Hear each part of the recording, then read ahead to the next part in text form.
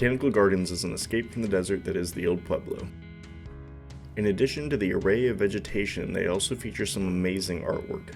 Two such pieces by Robert Wick are a natural fit as those monumental bronze sculptures incorporate living plants. Bob once described his work like this: "The flora are not decorations, but an integral part of the art, defining its character by quality, shape, and nature of the plants used. My works of art are a union of art, man, and nature." You can really see that here in this piece called G's Horn.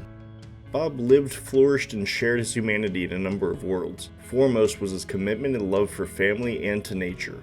His sculptures, which are also featured in exhibits elsewhere throughout the US, are distinctive, utilizing living trees and plants placed inside the bronzes to reflect the flora and strength of Earth and their connection with mankind. When he was younger, he had always had an interest in art, but never took it very seriously. One day, his aunt, who was visiting over Christmas when Bob was a junior at Kent State, noticed him doodling with Play-Doh. "Sculpt a portrait of my husband," she said. He said he couldn't do it, but she insisted. He returned to school and asked the art department for guidance. They taught him how to make an armature, the framework of a sculpture, and he got to work. "It came out better than anything in the class," Bob told a reporter. "I was dumbfounded. I didn't realize I had this in me." It wasn't until years later that he found clarity. He was teaching stone carving at Kent State, and a man came in and started watching him work. After some time, they started talking, and the man shared with him a sentiment he attributed to Lao Tzu, the father of Taoism. "The form of a thing is not necessarily its shape." When he said that, I realized that's what it was really all about, Bob told the reporter. "What we see is the shape. We have to go underneath the shape to find its form." From that point on, his work became more abstract while still figurative.